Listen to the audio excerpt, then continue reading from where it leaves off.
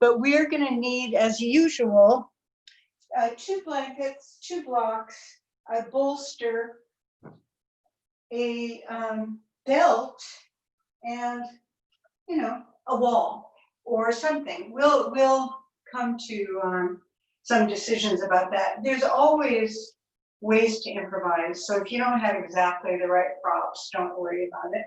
So sit up. We're not quite ready, are we? I got to start exactly on time because I'm an Iyengar person. And so that's the way that goes. But I don't know. Is it 9? It probably is. Yes. All right, good. I feel comfortable starting now. So before we start, today is International Yoga Day. And it's also Father's Day, I know, but International Yoga Day is more what we're about this morning. So yoga is an ancient practice that goes way back, first written about by Patanjali. And Iyengar says, Mr. Iyengar says that yoga is it's about union. And it's about the union of the individual soul with the universal spirit. But he says that's too abstract for us to really contemplate. Better to think about yoga as the body, the mind, and the soul integrating together. And that's a little easier for us to understand. So lean slightly forward. Take your buttock flush sideways and back. When you're leaning forward, lift your chest up, lift your collarbones up so that you're not rounding your back, more that you're lifting. And then when you come back up into a more upright position, then your shoulders should stack in line with your sacrum. So put your hands on your just thighs for a minute and draw your elbows down. So the arms in Sukhasana, seated position, are active to help the spine lift. So as you draw your elbows down, as you draw the back of your elbows down, draw the front body up. And also now, take your awareness to your spine best you can at the moment. After we start yoga, the spine becomes a lot clearer in our minds, but when we're just sitting here, you might think about all those vertebrae trying to separate from each other just a little bit as you lift up through the crown of your head. And then bring your attention to the back of your neck where it meets your shoulders. And imagine that I just put my hands on the top of your shoulders and then I gently rolled the skin from the collarbones over the shoulders and down the back body. That would be the action. And it's not a huge action, that you have to keep remembering it. Here's our normal posture. We're typing, we're driving, we're cooking, we're cleaning, whatever we're doing. And instead we reverse that and we go the other way. We lift up as tall as we can here. Draw the shoulders down, hold the abdomen back, and then bring your hands together in prayer. Close your eyes, relax your face, soften your jaw, and go inward.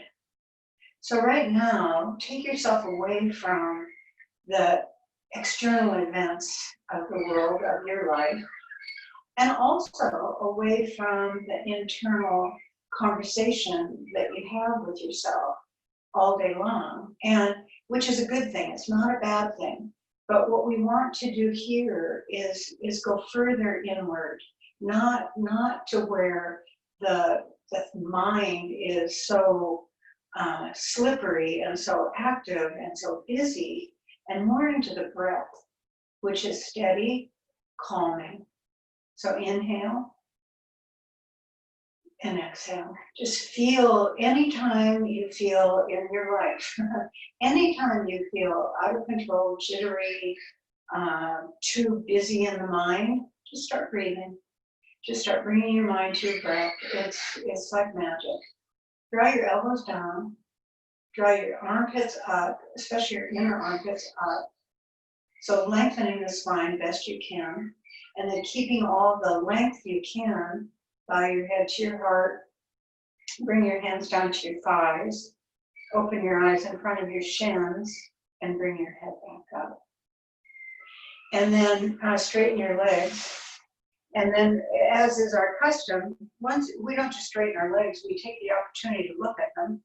And what are we looking at? We are looking at whether, one, they're coming straight out of the hips, and two, whether the knees are identical. So you want to make sure that the knees are little squares facing the ceiling and not rectangles and not things that are falling off the side of our leg. So if you have to, we want to even our knees. Lean onto your right buttock, take your left hand under your left hamstrings and just broaden. It's not a huge action, just broaden. You're not trying to take everything that way, you're just trying to broaden. And then to the left, and take your right hamstrings just a little bit. And then the knees are quite in line now, right? Now take the other cross of your shins, whatever that would be, and then just draw your arms up over your head. Now, if this isn't good for you, this might not be. You might want to take your hands wider. Let's all take our hands wider for a minute. And even this might not be, if your shoulders don't like this, this is the action. But if you can do this, then do this and draw your neck skin both down toward the shoulders and up toward the crown of the head. So the neck is long, but this is what we're worried about when we bring our hands together. Worry is the wrong word, but there might be a place where your neck complains. So draw your hands toward each other a little bit, and then take the skin on your neck down. And then up again. But I feel that that is something you should really pay attention to. How does your neck feel when you bring your hands up further, closer together? If you can bring your hands up further, closer, then you do that.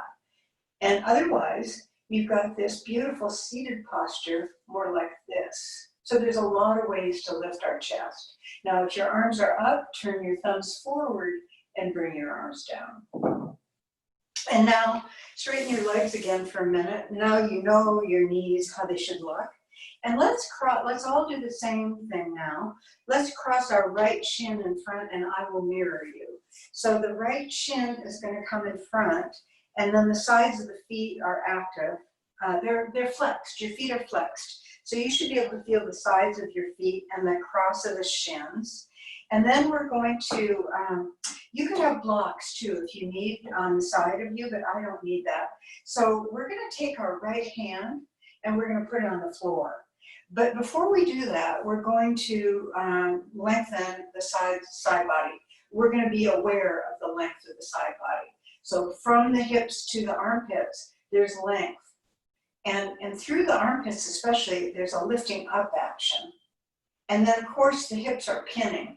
You should feel like the sacral band is firm. And then your right hand comes down, but you've already got this awareness to your right side body. So you can keep quite a bit of length in your right side body. You should. And put your hand on your waist and then accentuate the point of that elbow. So it's the elbow has a little attitude. And the upper arms are helping that elbow help that attitude. But basically we're leaning over to the right side and the right side body is lengthening anyway.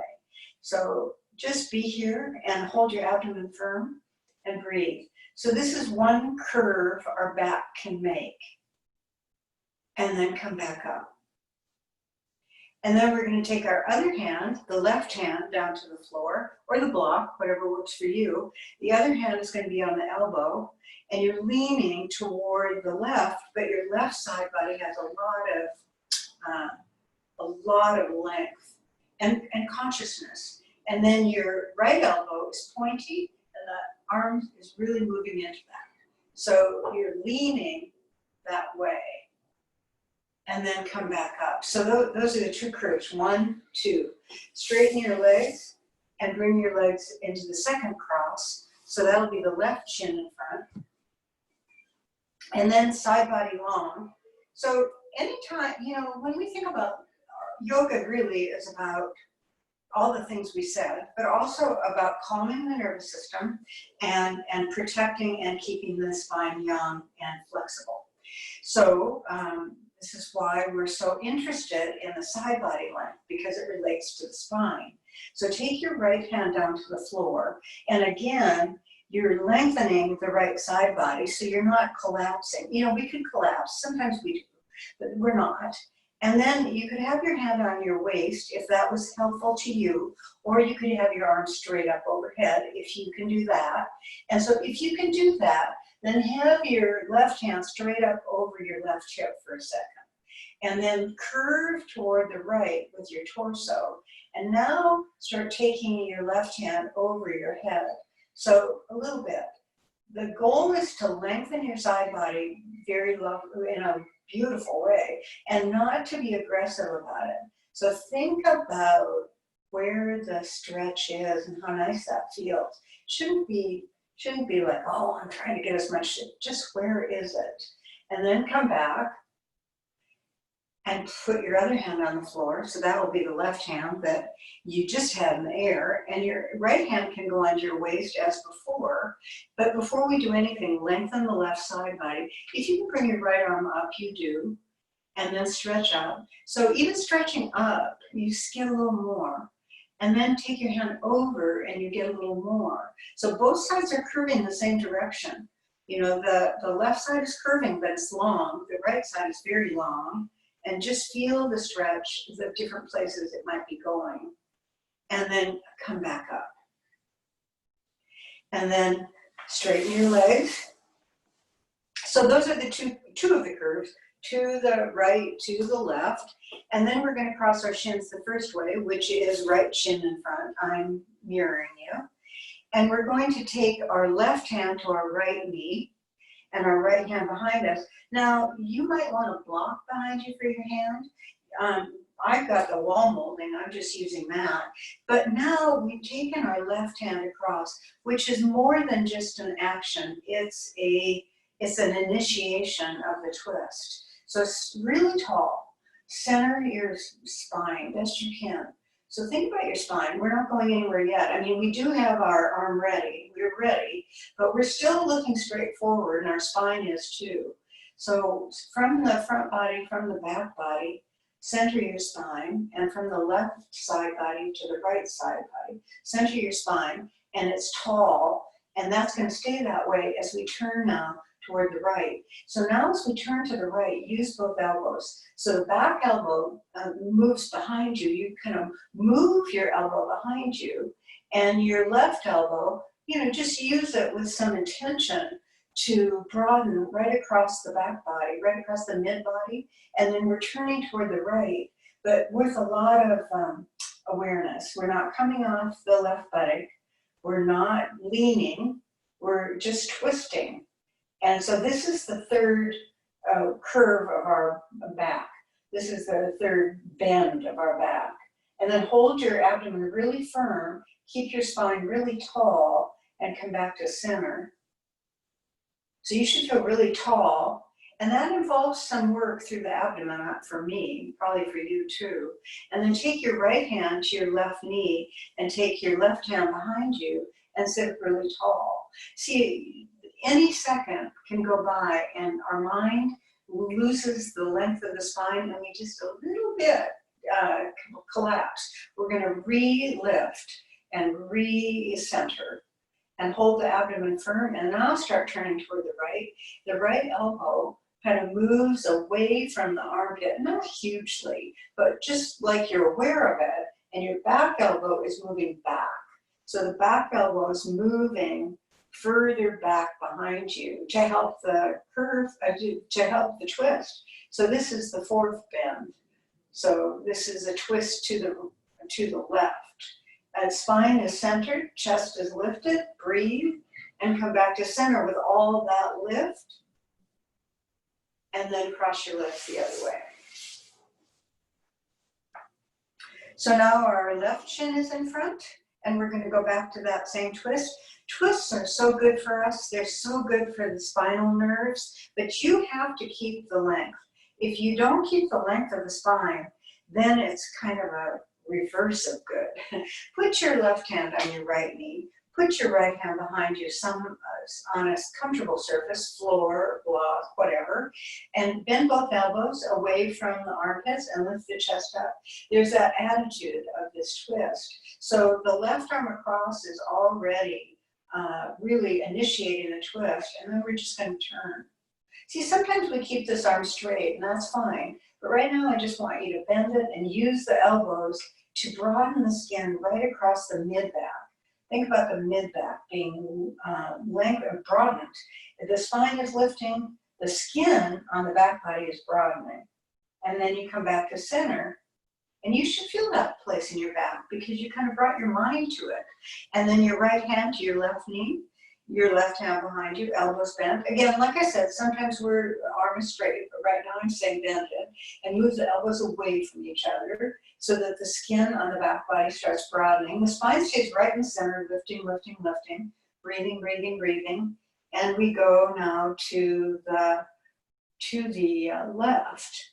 And we're just trying to stay as centered as we can, calm and centered, breathing into these twists, and then come back to center.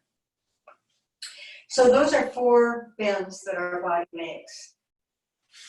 Anybody have a question? No? Okay, we've got a block, we've got a belt. Now, we're gonna have 2 blocks and a belt, but for right now, we're gonna have just the block and the belt. So keep your other block handy. Move your support out of the way. So now you're moving your blankets out of the way. And we're gonna take a belt. So it doesn't have to be looped or anything. And it's just gonna be for our arms. Now this is for people who can and enjoy taking their arms over the head. But suppose, I'm just gonna say this before we get down on our backs, because once we get down on our backs, you know, we can't see anymore. Suppose my shoulders were really sore, tight, or my neck was bothering me. Maybe I would use blankets behind for my arms, for my hands to rest on. I'm just saying that because sometimes your hands will not come down to the floor the way I'm going to take mine. So we're going to have our block, and the block is going to go between our feet. And the block, so I'm going to move my computer. I think it would be better for you to see me if I move my computer down. This isn't so exciting. Don't prepare yourself for like an earth-shattering pose. This is just a beautiful, long, lengthening stretch. So the block goes between my feet. And so the block is at the high level, and my feet just come around it. And then I lie down and I make sure that my feet are centered and all that. And then I take my arms over my head toward the floor. I'm holding the, so join me. Take your hands around have the belt between your hands, and then have your arms up overhead. Now, if this is not good for you, then take your hands to the floor, palms down, elbows down, thighs down. But if you can take your arm up, press your thighs down as you bring your arms up, and then breathe as you start taking your arms over your head toward the floor. And mine are resting now on that blanket I have.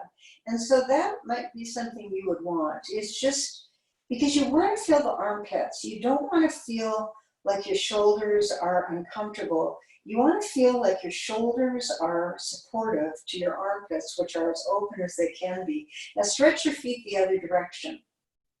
So stretch your inner balls of your feet away from the groins, and then pull the hip skin inwardly and press the thighs down and breathe. So this is just a nice, big, long stretch. And then release all that. Your legs should feel so active. They should really feel active. That helps everything. Now we're going to try something that's kind of, it's easy, but it's fun. And I like things that are, well, my idea of fun, I'll just say right away, might not be yours. But we're going to have blocks, 2 blocks to the side, each side of this. And so I have to move my sticky mat a little bit because my arm can't go through the wall. And the other block, so it's going to be on the other side.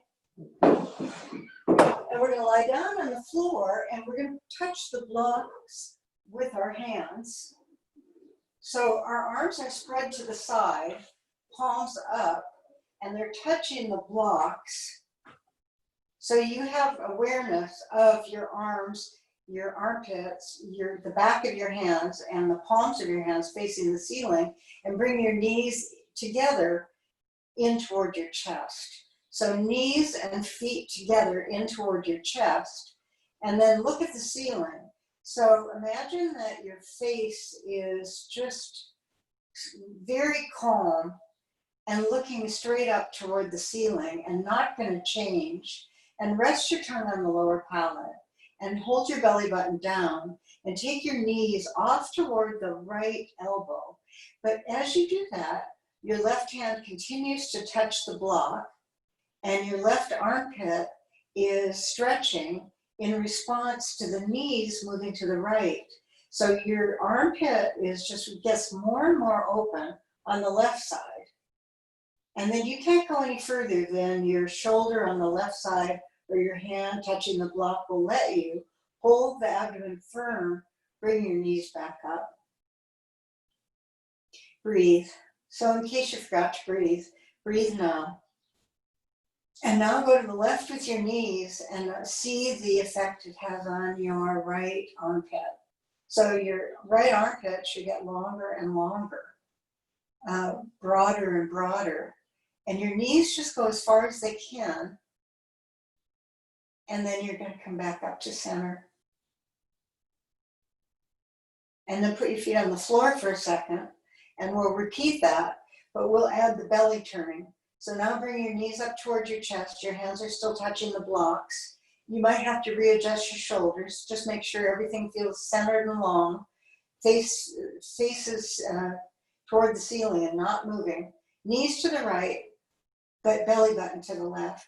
So now take your belly button to the left in solidarity with the left armpit.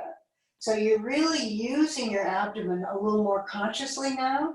Now maybe this was happening before and you just knew it, but maybe you didn't realize how much your abdomen is resisting the knees going. And then come back up to center. Like Joe always says, come up using your belly button to the left. So that's a worthwhile endeavor. Now go to the left with your knees. Your right armpit resists that. So the right armpit is really lengthening and your belly button is going to the right. So bring your belly button in the same direction of the armpit and breathe. And then now let's all try. Come back up, move your belly button to the right and come back up. And then put your feet on the floor. So I think that that's a really great thing to practice because you can just practice taking your belly button with you. I mean, if you're that type that wants to practice that sort of thing. Now bring your legs up over your hips and take your arms over your head and hook a thumb. So you're hooking a thumb and your back body is down and your legs are up and you're firming your legs. And this is one of those things. If your legs are right up over your hips, life is just so much easier. But if your legs are out, away from your face a little bit, you are a real hero. It takes a little more. Press through the inner legs either way. Stretch into your feet, breathe, and then bend your knees and bring your feet down. Now take your arms to the side again, touching the blocks. And then bring your knees up over your hips and have your shins perpendicular to the knees. So your shins are parallel to the floor. Press your belly button down and press through the heels. So we're not doing anything. We could go into a bicycling action here, but it's just as effective to sit here for a second, let your belly button go down to the floor. Let your belly button go down to the floor. Now bend your knees more and put your feet on the floor and roll over to the side. So, all those things that we do at the beginning, I do to warm us up, to bring our consciousness into our body, and to give you ideas of things you can do at home to practice, because all these things work their way into the poses. I mean, they're not just, you know, warm up for no reason. We're doing it for a reason. So now let's stand in Tadasana. I'll move my computer. So we're going to stand in Tadasana now. And so I'm going to move my sticky mat back because I think I'm a little, my room is narrow in this direction and longer in the other direction. So I've got my challenges getting the camera set up. But let's stand in Tadasana. Bring your feet right together. I'm going to have blocks. You should have blocks too. You should have blocks to either side of your sticky mat so that you've got it at the ready. And then stand in Tadasana. Of course, I have to get my sticky mat perfect.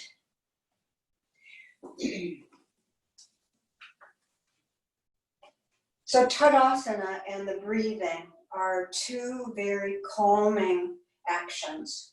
Tadasana itself, mountain pose, this is another calming pose. If you stand in Tadasana for a while and try to get your feet level and try to find your center line, your midline, and just be here, doing everything you know to stand up as tall as you can, from the feet to the crown of the head. So the crown of the head is just an idea. It's not like you're trying to lift the crown of your head any higher. I'm not saying that. I'm saying be aware of the crown of your head, that that's the high point of this pose. And then just be here. Now turn your thumbs back and notice the effect right across your chest and right across your back body. So that might be a nice feeling. And when that happens, hold your belly button back, hold your ribs back, and bring your arms up over your head. If that's available to you, if this is not, then you can have your arms wide, you can have your arms down. But if you can take your arms up, straight up over your shoulders, then you stretch up through the fingertips. Now, notice your legs still. The arms went up, and that sort of helped, didn't it? Help lift the spine off the legs a little bit. So pull the top of the thighs back. Be in your heels. Bring your arms up as tall as you can. Inner armpits really, really lifted.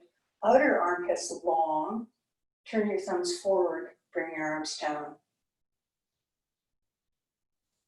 Stand in Tadasana. Now, lean slightly forward towards your toes.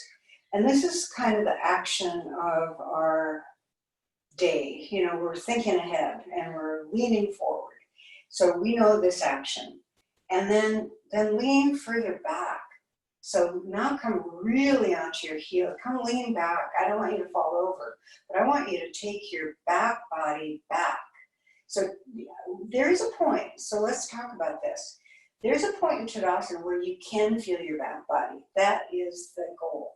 You want to feel both your front body and your back body. Neither of them very aggressively. Just feel your buttocks moving down towards your heels. Feel your back body lengthening. Feel your shoulders pressing forward, but also moving down. Bring your arms up over your head. And then stretch your arms up over your head. So now you can feel both your front body and your back body. Interclasp your hands if you can. If you can't, you can hold a belt. And then that's just as good. And then turn your palms up. So if you're in Tadasana with your arms down, that is fine too. If you're in Tadasana with your arms down, put your hands on your hips and take your elbows toward each other. If you're using the belt, which is another thing that you could do, you're just taking the belt in your hands up overhead.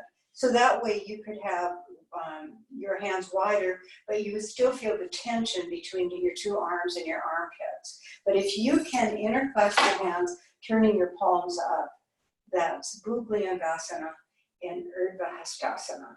So heels, balls of the feet, arms up, armpits long, and then bend your elbows and turn your hands down toward the top of your head and clasp your hands the other way. This is only if you're doing the hand clasp. and turn the palms up, straighten your arms up again.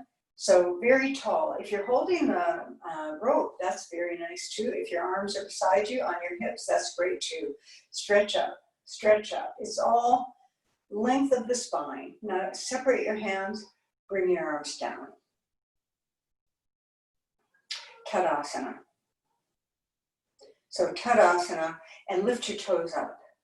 Lift all your toes off the floor, up toward the ceiling.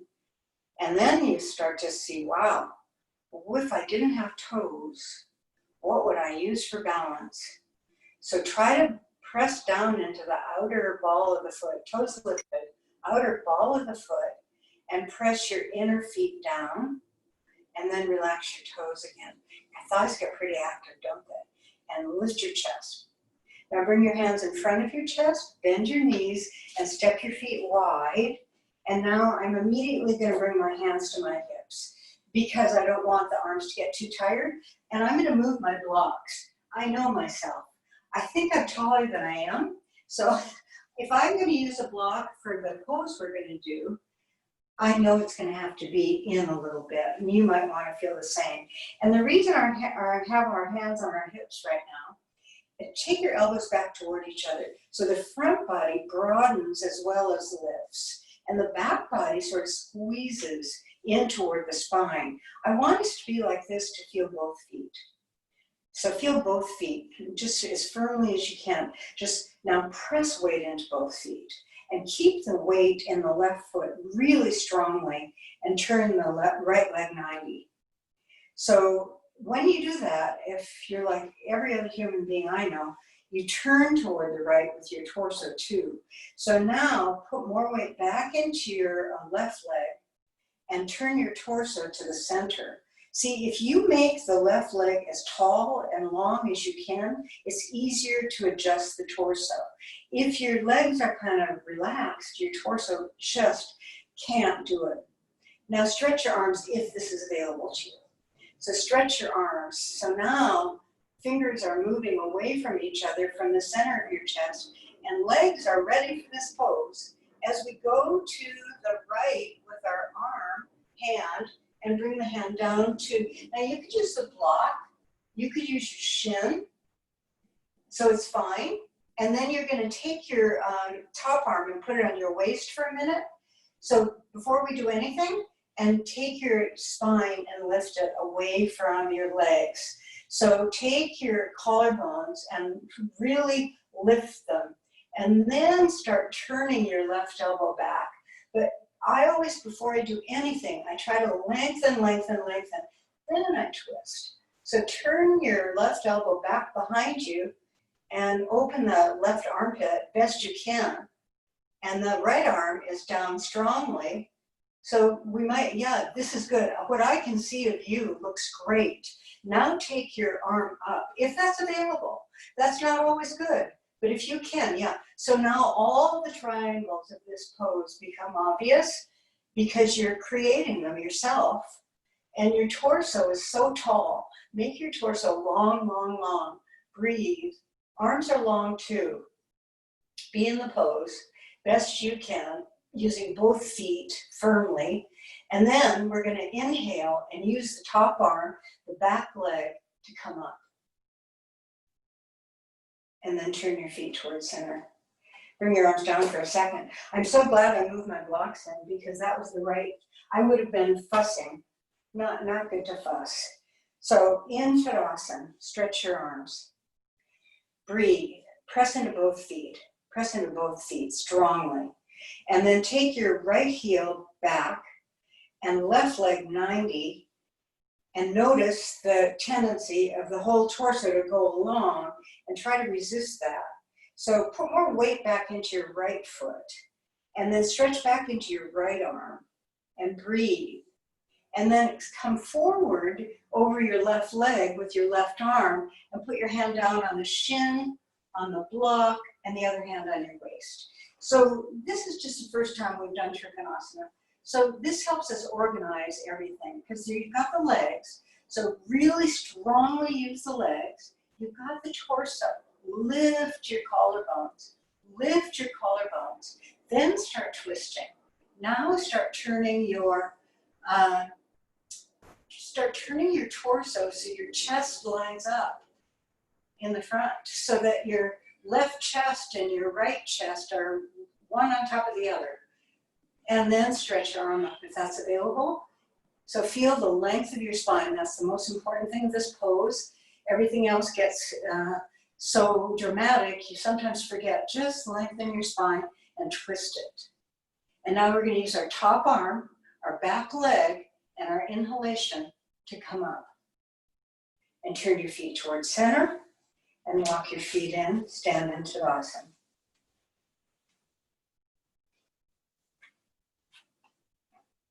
Trikonasana was probably the first standing pose we ever learned, and it's complicated. It's complicated, but it's a beautiful pose. Once you work on it and just agree with yourself to keep working on it, it's just a beautiful pose. Bring your hands in front of your chest, bend your knees, jump or step your feet wide, same pose. So stretch through the arms. Now this is only if it's available. If otherwise your hands can come to your hips, that's always available. If you can stretch your arms, that's good too. But when you stretch your arms, notice, do you have more weight in one foot than the other? That can happen because that's the way we are. So instead of letting that be just the default, make the default both feet so active. So really get your feet like they're sinking down into the earth, both of them. And then take your right heel and move it back. Left heel and move it back, right leg forward. And then we did better maybe. I thought, looking at you, I don't know if I did, but we did better keeping our torso centered. So it isn't just centered turning toward the front, it's centered side to side, and that's where we're not. See, we tend to lean a little bit toward the direction we're going to go, and we don't want to do that. So pull all the weight back towards your left side, put the weight into your left foot. That helps a lot.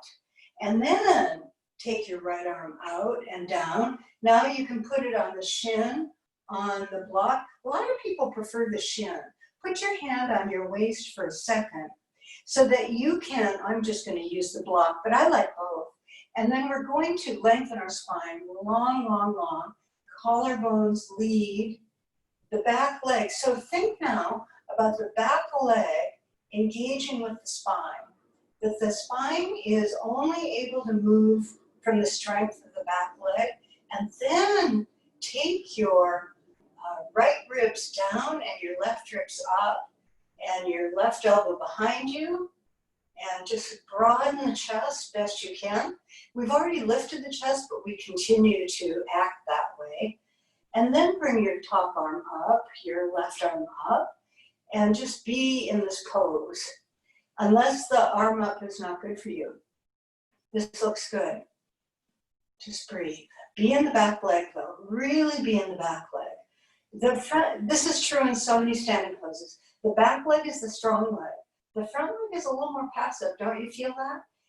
But having said that, draw the right buttocks forward. Now it's not so easy. And now use your top arm, your back leg, your inhalation to come up and turn your feet towards center. You can drop your arms for a second if you like, because that's a while. And then we're going to go to the other side. Spread your arms. Be in both feet. So we just went to the right. So we have to recenter. We have to think to ourselves, now I'm in both feet. Now both legs are equally important. Keep the right leg so strong as you turn the left leg. And then we're trying to keep our torso centered, but like we said, it's not just centered front to back, it's side to side. So take your right hand and pull it back further and be in your right leg so strongly that you're really, and then the other thing I find so helpful is to make my legs taller. Try to make the top of my legs taller. That helps. And then extend your left arm out and down to the block, to the shin, whatever it is for you. Your hand can be on your waist for a second if that helps. But the general direction is lifting with the collarbones, turning with the, now the left ribs are coming underneath us, right ribs are coming up. Lengthen your belly button back into your right leg and lengthen your belly button up towards your collarbones. Stretch your arm up if it's not up and be as tall as you can all directions. Breathe and breathe. And then use your top arm, your back leg, your inhalation to come up. Turn your feet towards center. Walk your feet in. Tadasana.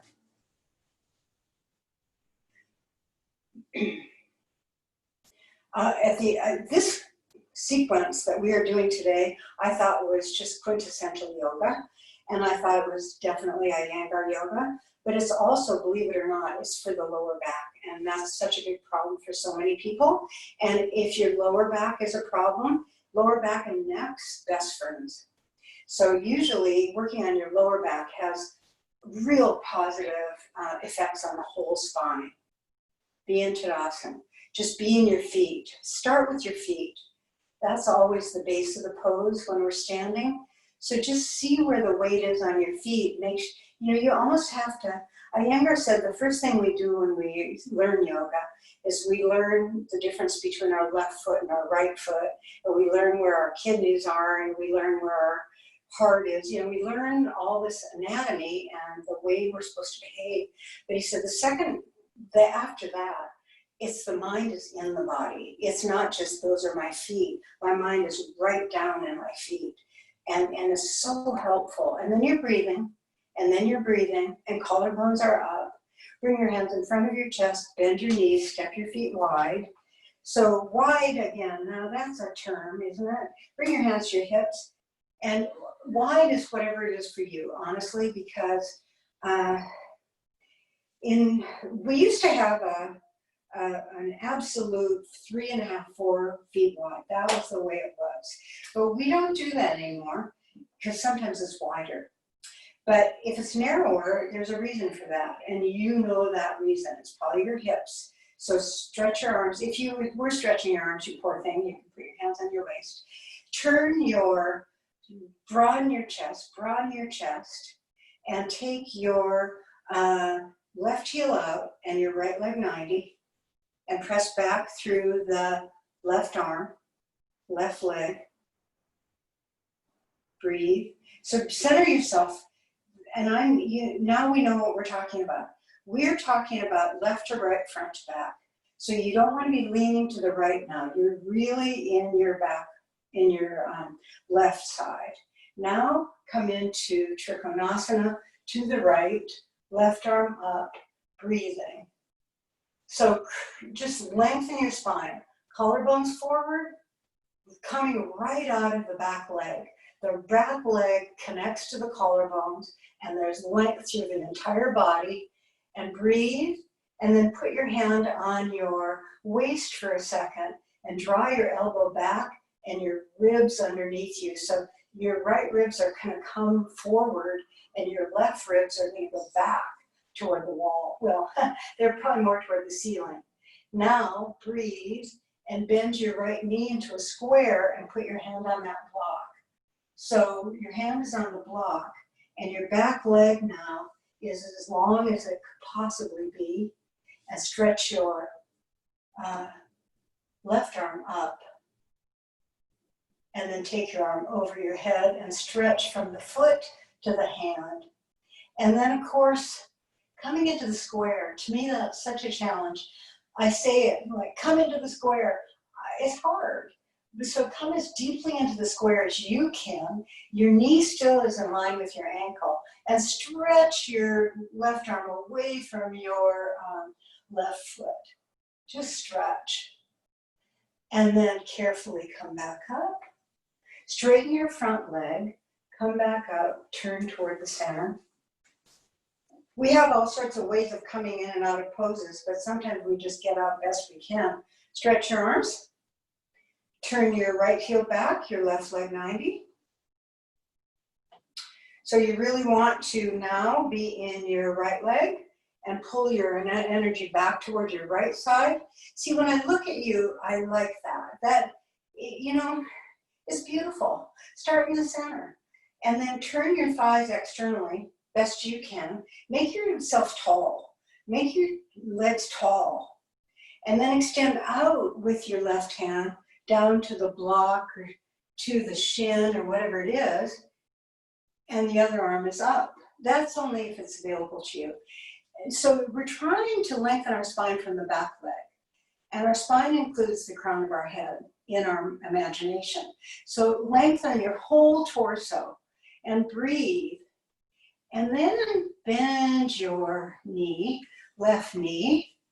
So your hand's on the block if it wasn't before, and extend your arm over your head. So from the right leg to the right fingertips, nice long stretch. Breathing, breathing. And then I know I'm not in the square. I just know it. I'm going to try. You try. Come a little lower into the square. Oh, that's why I wasn't in the square. It doesn't feel good. It feels good though. I mean, it's the way it's supposed to feel. And now carefully come back up. Straighten your front leg. Come up. Turn your feet toward the center. Walk your feet in. That is Parsvakonasana from Trikonasana. So now separate your feet and then have a block, 2 blocks. And so the blocks are going to come under your shoulders and you're just going to lengthen your chest. So just feel like you're lengthening your chest. But the legs hold back. So the top of the legs really hold back, press back. Bend your knees a little bit if your hamstrings feel like they need that. And then take your chest as far forward as you can and pull the shoulder blades back the other way. Maybe. Try that.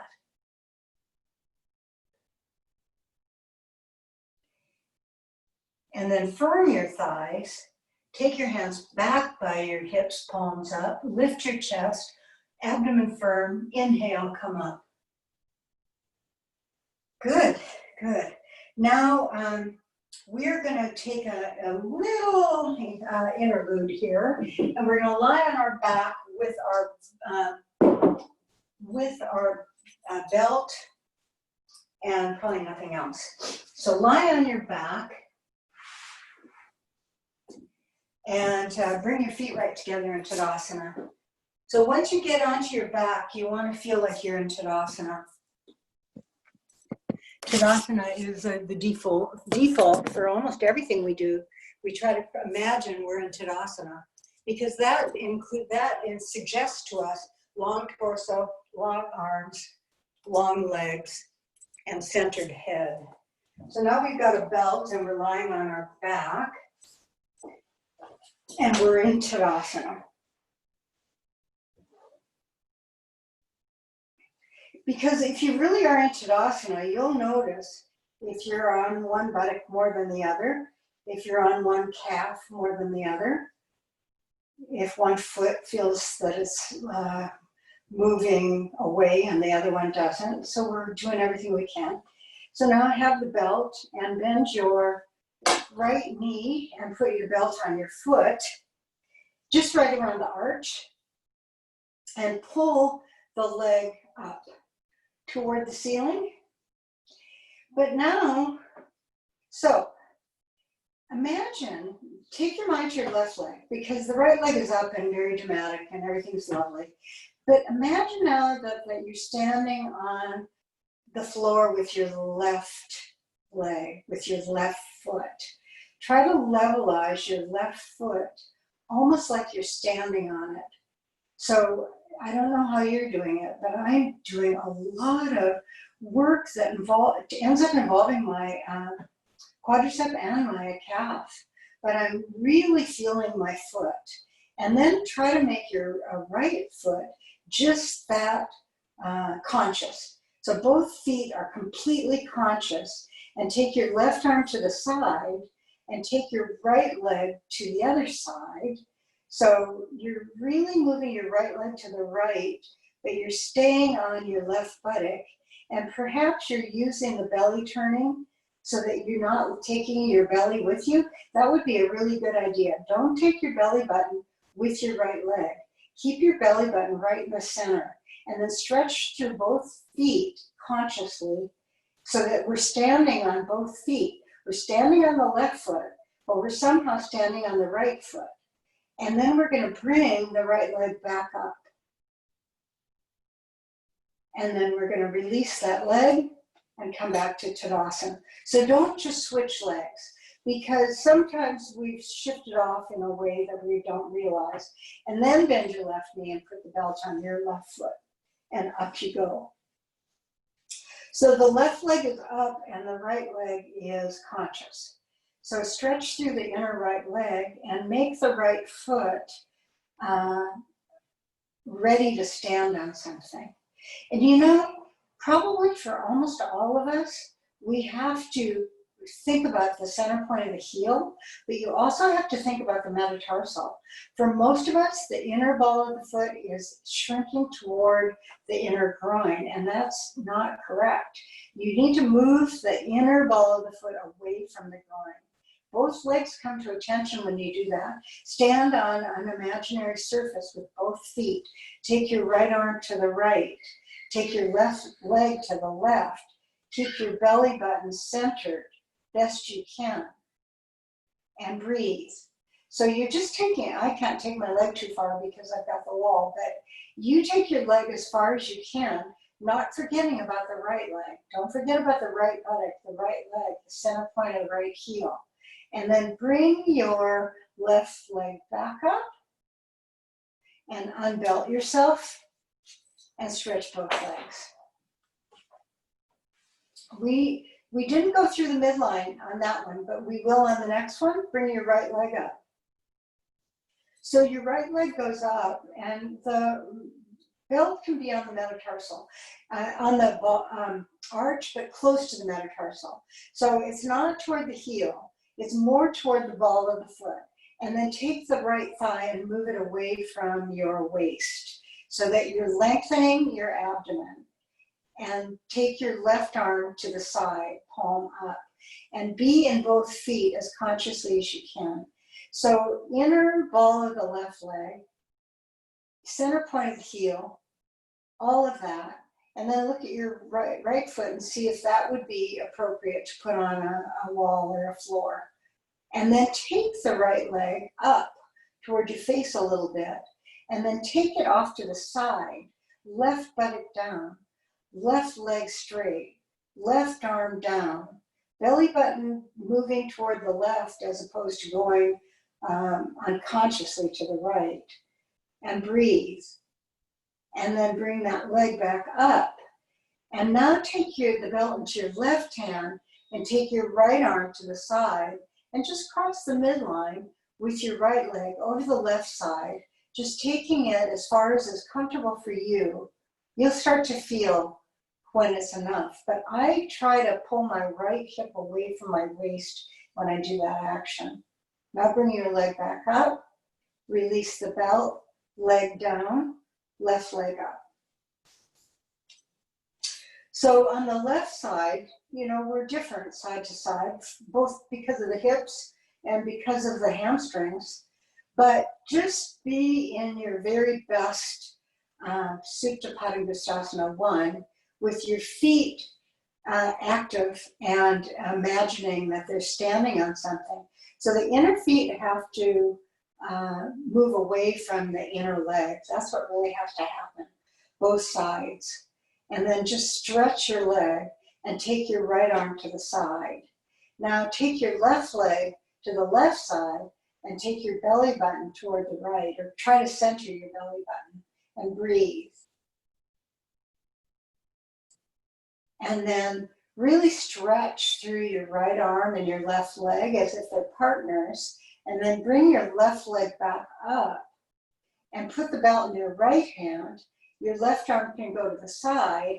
Take your left leg over the midline, stretching through it, but also lengthening the hip on the left side. If you need to, lengthen it, because you don't want to feel that the side body's short.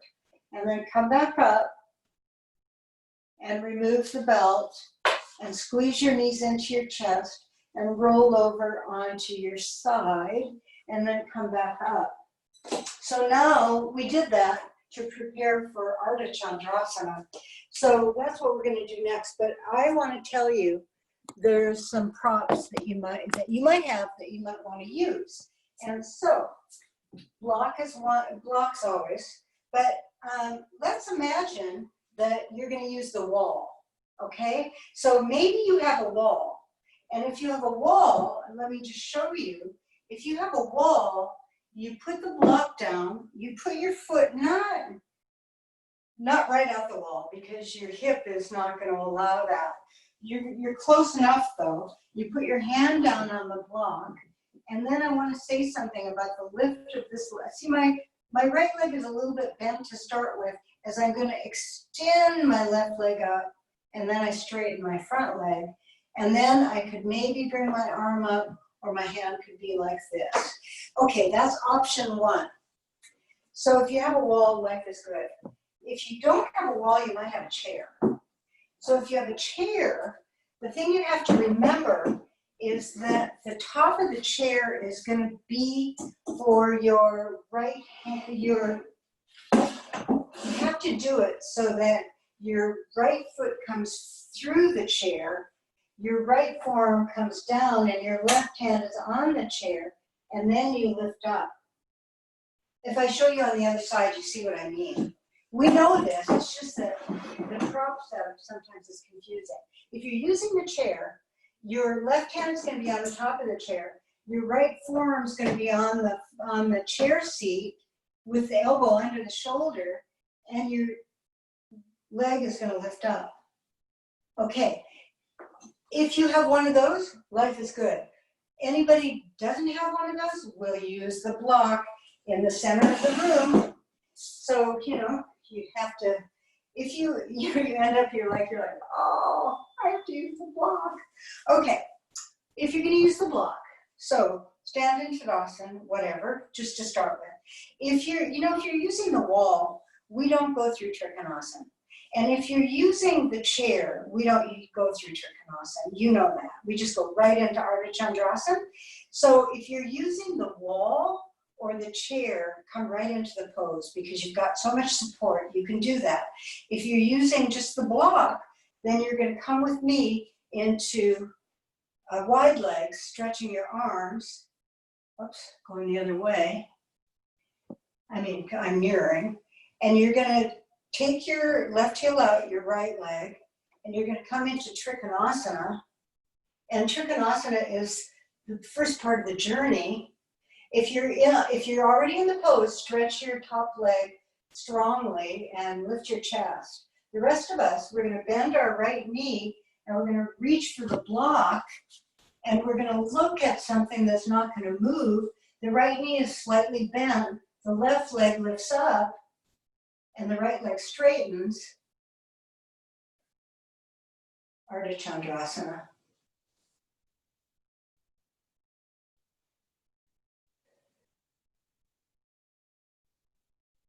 Now everybody, bend the front knee, bring the back foot down. If you're with me, you're going to come back to Trikonasana. Otherwise, you're just going to prepare for the second side, and you're coming up. I'm sure you all wish you were with me in the center of the room with a block. Makes it a little, I like the wall too. I love the wall and I love the chair. So now separate your feet wide if you're with me. If you're with the wall or with the chair, just go right back into your Ardha Chandrasana. If you're with me, stretch your arms, right heel out, left leg 90. Come into Trikonasana, extending your torso. Bend your left knee. My right hand comes down, reach for the block, and then you're just going to, the left knee will be bent. You're going to take the right leg up and straighten the left leg then, and breathe, right arm up.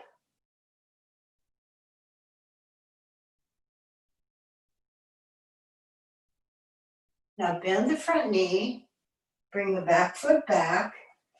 If you're with me, Then you're going to come back to Trikonasana. If you're at the wall or the chair, just come out of the pose and come up. And then turn your feet to the center and walk in. Ardha Chandrasana is half moon rising. It's a beautiful pose. So one thing I want to say now, we're going to do it again, of course, but suppose you're at the wall or suppose you're at the chair.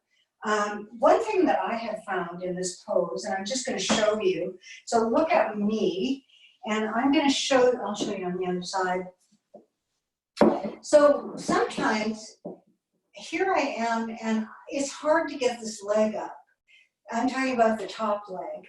And so I start straightening my bottom leg, and my top leg just doesn't lift enough. If you can see it, it's it weighs so much. It is so heavy. It's so hard.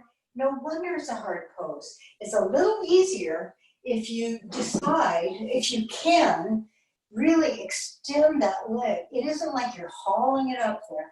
It's like you're extending it. It's got energy. Now, I'm sure when I was demoing in the middle of the room, you didn't see such exuberance, but I'm going to try on the next side. I want everybody to try. Really lift your leg up. And if your leg is in line with your hip, it's lighter. It is. Okay. Ardha Chandrasana to the first side. If you're at the wall or the chair, just go right into it because you've got all the support in the world. If you're with me, stretch your arms.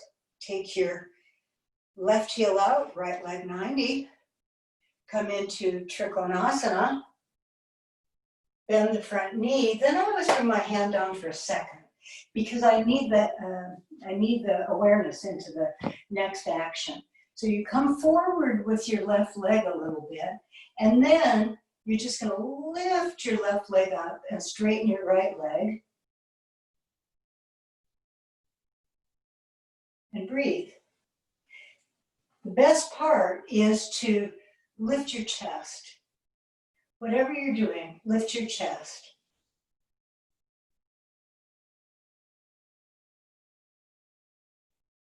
And then bend your front knee, bring your back foot down. If you're with me, step your back foot back, come back to Trikonasana, and come up. All right. Other side. So if you're at the wall or if you're on the chair, you can just go right in the pose. If you're with me, right heel out, left leg 90, Trikonasana. Bending the front knee, reaching for the block, bringing the back foot in. First you bring the back foot in, and then the front knee is bent.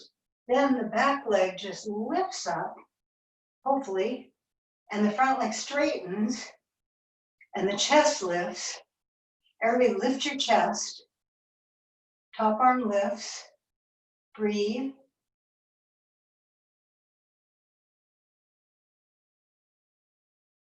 Then bend the front knee. Bring the back foot down. Step the back foot back. Trikonasana. And then come up. All right. Dog pose. So come to your hands and knees. And you could have blocks for your hands if you need them. You could have a chair. That's what I'm going to use. So I'm showing you the chair because I think for some of you it's really a better option than from the floor. So you just make your own choice.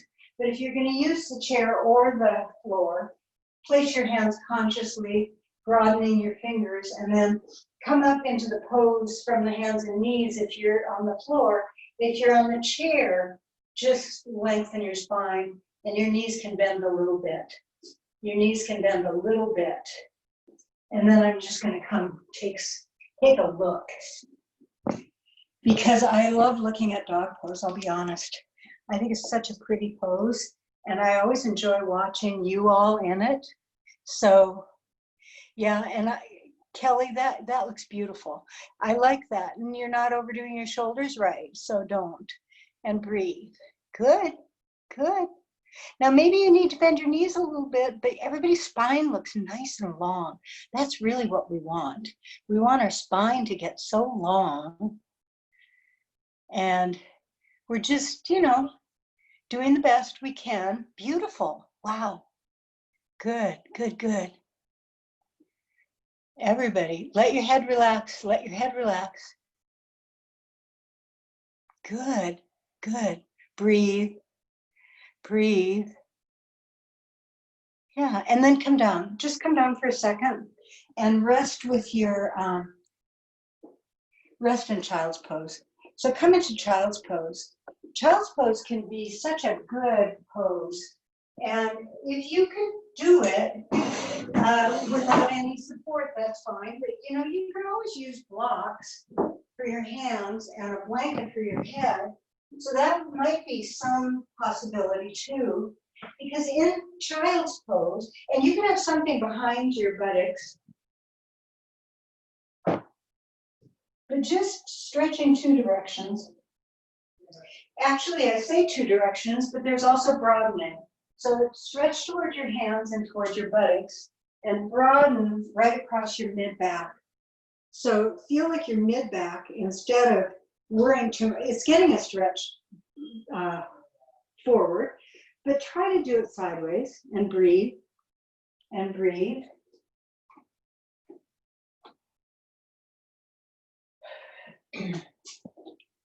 That looks good. Now come down. I mean, you are down. Come up. Come to your hands and knees and dog pose. So come to your hands and knees and dog pose. So, or chair pose. Either way, it's beautiful. Or even right angle pose. But keep your spine lengthened. And now, one thing I wanted to say before, but you were doing so beautifully, I just didn't want to just get in the middle of that. But I do want to say that in dog pose, one thing that we have really to do is we have to move our armpits toward our knees. We try to tilt the buttocks up and take the armpits toward the knees and bend the knees toward the armpits. And then, you straighten your legs and just be in this beautiful long pose where the chest is moving toward the legs, the chest more than the ribs. I mean, the ribs will come along, but the ribs shouldn't initiate that. That looks beautiful. Really nice. Really nice. Claudia, that looks good. It's really beautiful. Everybody looks so nice. Saying I can only see part of you, but it looks good. Helen looks great. Everybody, good, good, good. Okay, come down. That was beautiful. I love that. Now we're going to stand up again, and we're going to take our feet wide. So, and you could have blocks. I'm just saying that because you might want a block or you might want a blanket for your head, but you're going to take your feet wide and your hands on your hips. We're going to do Prasarda Padottanasana. Now, when you stand up and your legs are wide, you might recognize right away that feeling that you had when you were in standing poses, how you have to organize both legs to bear the exact same weight. This is most important here because this is the leg, this doesn't change. So be in the outside of your feet. So come to the outside of your feet and then broaden the ball of your foot away from that, the inner ball of the foot. You want to keep the arches lifted, but you really want the feet to be just quite active, both of them. And then lift your chest, elbows bent, hands on the waist, elbows back toward each other. Lengthen your belly button. So feel like your belly button is lengthening toward your collarbones and also down toward your pubis, but also broadening the pelvis. And then stretch your chest forward, bring your hands underneath you. And so your hands, this is where the blocks sometimes come handy for people. You don't have to be on the floor if it doesn't work for you. You can have your hands on blocks. And then but the general idea is a back bend here. So this is this is the fifth bend our body will make. Remember, we went to the side, two directions. we twisted around to the side 2 directions, and now the 5th one is a back bend. The back bend means that the chest is lifting and the buttocks and the shoulders are relatively in line with each other. So this is a back bend, and use your legs. Breathe. And then if it's possible for you to bring your head to the floor, and it's possible for everybody, it's just what will you do with your head? Will you put it on a blanket? Will you put it on a block? What will you do with it? So you want to be comfortable, but your head has to touch something. You know, we're not just letting our head hang here. So let your head touch something. And when you do let your head touch something, then release your neck. So don't feel like you're holding your neck back up into your shoulders. Release your head down. And breathe.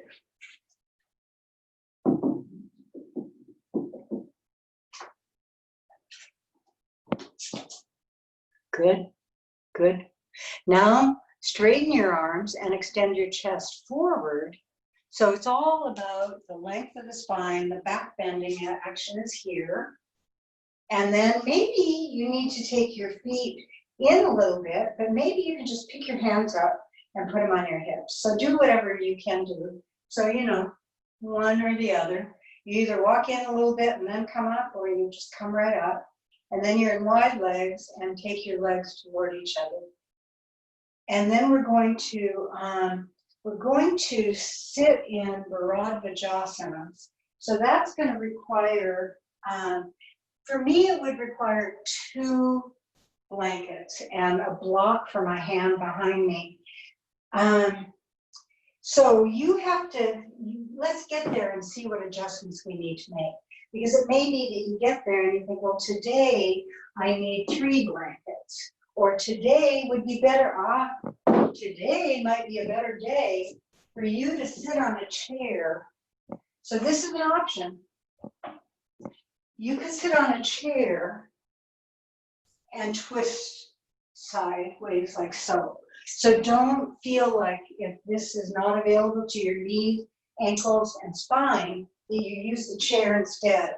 But for those of us who are going to do the traditional pose, we're going to take our legs to the left and we're going to sit on a lift. So I'm mirroring you.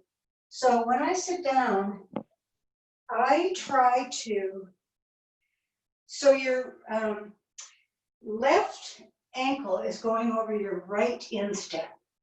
And then you're sitting up on something under both buttocks. But you know, you really feel that the buttock that needs the most support is your right butt. I'm mirroring you.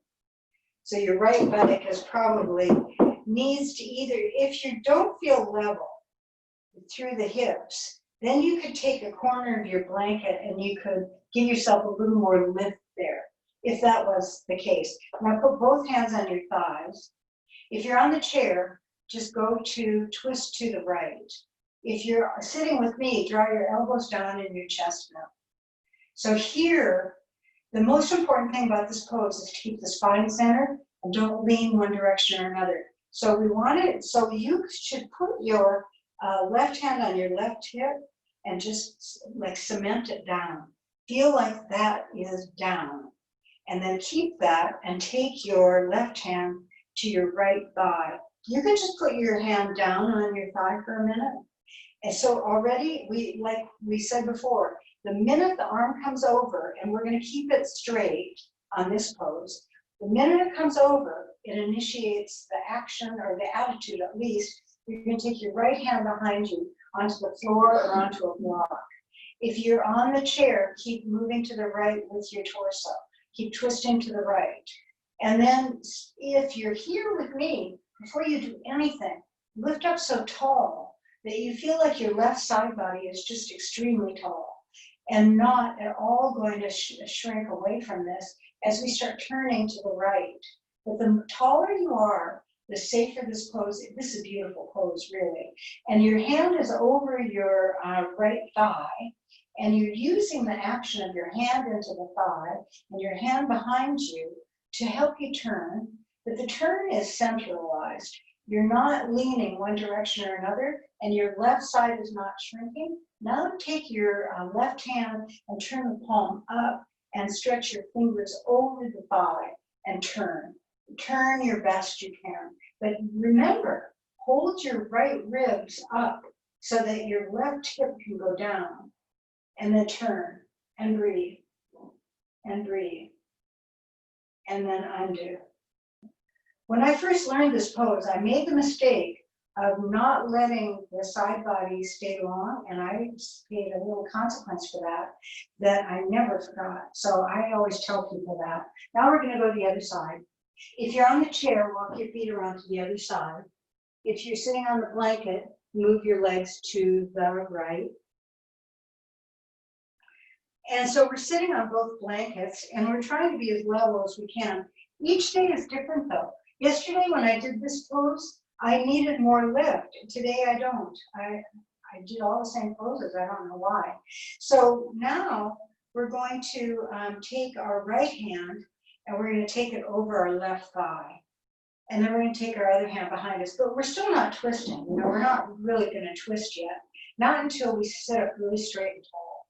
So as tall as you can make yourself. So now both sides of the torso need to be equally long. Spine is right in the center, front to back, side to side. And we're not going to lean, or we're not going to lean. We're going to sit up straight and tall. And put your hand on your right hip and just pull the skin on your side sacrum down. So like you're cementing that particular part of your torso down as your other hand comes across. And then start turning toward the left, but not leaning to the left. Side body long, both sides. Armpits really lifted and kind of opening. And then we go as far as we can toward the left, but now take your right hand and take the palm up. And so that is the completed hand position. And turn. This is the initial pose. There's other ways to do it. Chest is lifted. Breathe. And then come back to center. So because it's Father's Day, I do have a little story to tell about Mr. Iyengar. Because Mr. Iyengar was a father, and he was the father of Gita and Prashant. And you know, you think to yourself, well, what a lovely experience. And indeed, I'm sure it was. Our legs are going to the left now. I'm going to distract you with this story. So we got a chance when we were in it. Well, I've seen Mr. Iyengar more than once, of course, but always got the chance to see him as a father because the kids were all, Prashant and Gita were his co-teachers, so they were always there. Now we're sitting with our legs to the left now, and our left hand is going to, now palm up, going to go over our right thigh. And our right hand is going to come behind us, and we're going to sit up straight and tall. We're going to sit up straight and tall. And so the arm is over so there's a lot of beauty here, just right here, lifting your spine up and turning now to the right. Keep your left hip down. Remember that, left side body long, spine centered, turning. So we were doing this pose in Gita's class in Pune. She was teaching the pose very well, I'm sure. And then Mr. Iyengar got a mind to come over and make a correction to her teaching. So turn your torso, turn your chest, turn your right ribs forward, your left ribs forward, your right ribs back, but keep the left hip down. And then now look over your right shoulder if that's available to you, but only if that feels good to your neck. And really stretch your left arm and bend your right arm. And then come back to center. So you can only imagine how much Gita appreciated that. Gita, who at that point would have been 60. And so Mr. Iyengar, 80 something. And he's coming over and telling her what to do. Oh my, it was fun. It was fun. She left the room. She left and then sent the secretary in to finish the class. That was how she felt about that one. Don't you have to laugh? It just tells you we're all human, aren't we? He couldn't stop himself and she couldn't stop himself, and we got to watch the whole thing. Legs to the right, legs to the right. And then your right hand comes over your left thigh, palm up. And then you sit up really tall. So, and then your back hand comes behind you. But we don't go anywhere until we feel like we're as tall as we can be. So the spine is really, for me, and I'm telling you for your own sake, to hold that right hip down. Because you're turning toward the left, you're not going to make a mess with that. It's the side you turn away from that can lift up, and that's not good. Keep it down, palm up, lift your chest, center your spine, turn toward the left. So your spine is turning, but your skin, your flesh, your muscles, your left ribs are moving back toward the left elbow. The right ribs are moving forward. Your right arm stays really long and strong, and you breathe. So we're just breathing. And this is not the completed pose, but we won't get to that today. Look over your left shoulder if you can. Look over your left shoulder if you can. And then come back to center. And then come off the lift. Come off the lift, unless you need a lift for Upavista Konasana. So you may need something under your buttocks in Upavista Konasana, which is wide legs. So you're sitting in wide legs, and but you have to be able to lift your lower back in and up. And so sometimes that's better if you have something under your buttocks, because you're not rounding your back here. Okay, it's not this, it's this. So you have to be able to do that. And you know, it's all about the hamstrings. If your hamstrings are willing, your spine will lift. But otherwise you have to lift yourself up. Now put your hands behind you and lift your chest up. So we're lifting our chest up strongly, and then press your thighs down strongly. So the two actions together. And then look at your knees. So now I'm going to take the opportunity to make some corrections, and you might want to as well. I'm going to take my left hand to my left hamstrings and just move the outside of my left leg outside a little bit. That'll just center the knee. Then I'm going to see if my calf can, well, Iyengar said bifurcate the calf. So just turn it sideways from the center. And then do the same with the right side, because both of my knees were not doing quite what I wanted, but now they are. And then the thighs are down. It's like if I have had somebody practically stand on my thighs in this pose, and it felt good. So press your bone of your legs down into your hamstrings and lift your chest. And now breathe and take your left hand to the center and your right hand behind you. But stay centered with your spine. I'm not asking you, we will lean a little bit, but not now. Straight up with your spine, straight up with your spine, and then turn with your torso, with your ribs, with your belly button, with your chest toward the right knee. But only as far as your left leg stays conscious. Your left leg stays conscious. And then undo and come back to center and take your right hand forward and your left hand back. And then lift up strongly and turn towards your left leg and just turn. So we're just trying to be as tall as we can and still turn, and then come back to center. Now just release your legs from this pose and set up in Supta Baddha Konasana or Supta Virasana. And what we didn't get to today is any kind of a shoulder stand or any kind of a Setu Bandha. So maybe in your practice, maybe later today, you would want to do that. If you would type that says, oh darn, I needed my shoulder stand. I have been in classes where we were sent home to do like 4 back bends, a shoulder stand. It's like, okay. All right, set up for whatever's best for you. And so you might need a bolster, a bolster. You can be in Supta Baddha Konasana without that, of course, but setting yourself up so that you're going to be as comfortable as possible, because it's going to be possible for you to stay in this pose through Shavasana. So this could be your Shavasana if you like this. And if you already know that you want to just straighten your legs from the get-go, you can do that too, you know, but do what's best for you.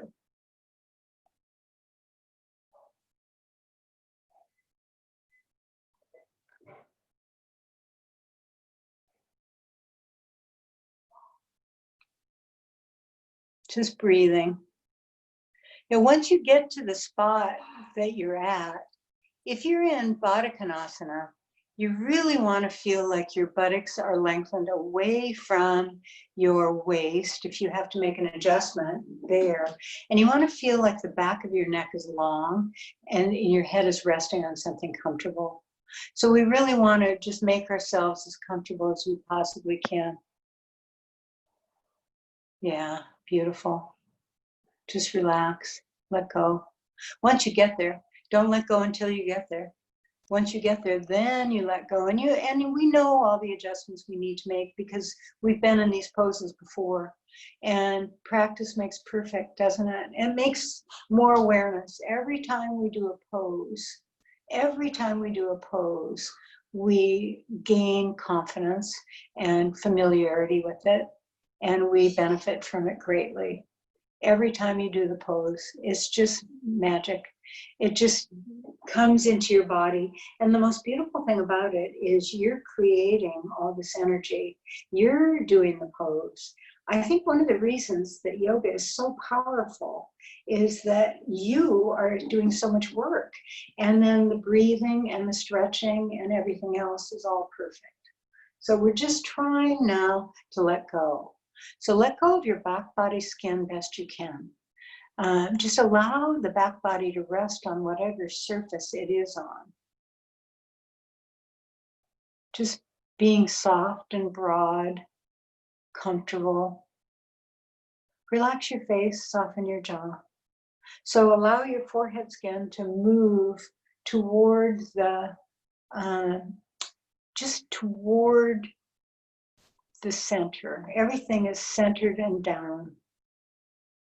Your mind is down toward your heart. Your forehead is broad and relaxed down toward your eyebrows. So everything sort of converges right about the heart. Face is relaxed, arms are relaxed, torso is relaxed, legs are relaxed. Everything is as soft as you can make it, which after a class of standing poses and Ardha Chandrasana, you're saying, wow, that's a completely different direction than the way I was going. And that's the beauty of yoga too, is that we work so hard that the rest is welcomed and experienced deeply. Right across your chest into your hands, broaden. Right across the center of your ribs toward the edge of your torso, relax and drape down. Just everything is soft. Everything is soft. Letting go. Letting go. The breathing gets softer too. You know, the inhale is so nourishing, and sweet, but it's soft now. And then the exhalation is even softer. So allowing your exhale to just take you deeper and deeper. So every time you breathe, really, it's an opportunity to go deeper. I think we all know that. I think we all feel that. The breath equals the experience of softness and relaxation. And so we remember that in our lives. When we need to relax, we remember the breathing. And that's how we started this morning, was taking our mind away from the fluctuations of the day, of our little chattering heads, and right into our bodies, right into our bodies. Just allow your body to accept this rest. But if you would like now to finish this pose, finish this practice in a traditional Shavasana, just straighten your legs. You could take the lift away. You don't have to. You can always finish a class in these are restorative poses. Let go. Let your face relax even more. The breathing is just beautiful and so conscious, because really that's all you have right now is the breath. Of course, along with it, which you can't see, are your heart and lungs. All those inner organs that we have in the inside of our torso, they all did yoga too, but they're just relaxed. They're just relaxed now. Soften, let go.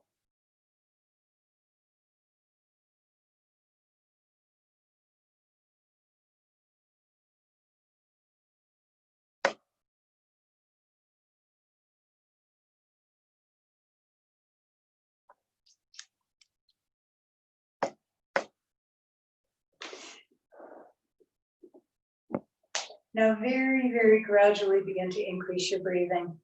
We're going to slowly start to come out of this pose. And because many of us are still in Baddha Konasana and Supta Virasana, we're going to have to come out of those poses with a lot of softness. We don't want to be harsh when we come out of that, but you do have to lift your chest pretty strongly if you're coming out of Virasana. If you're coming out of Virasana, you really have to lift up through your chest, use your arms. If you're coming up from Baddha Konasana, you can roll to the side. So there's that. But whenever you're ready, you are going to roll over to your right side and rest there for a moment. We didn't thank our bodies, but we can do that here. Thank you, body. It's just so wonderful to have yoga. When you're ready, you're going to look at the floor, press with your hands, carefully come up.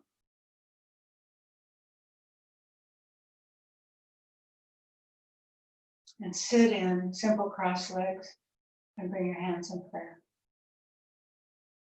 So here again, just with all the appreciation for our spines, just center your spine and lift it. All the spinal nerves are quite happy. Draw your elbows down. Namaste. I hope you have a wonderful International Yoga Day. And what Gita said, and I love this, after every Shavasana, she says, that's another pearl for the necklace. Every time you do Shavasana or Baddha Konasana, Supta Virasana, it's another pearl on the necklace of your yoga practice. Just beautiful. Have a great day. Hope you have a wonderful day.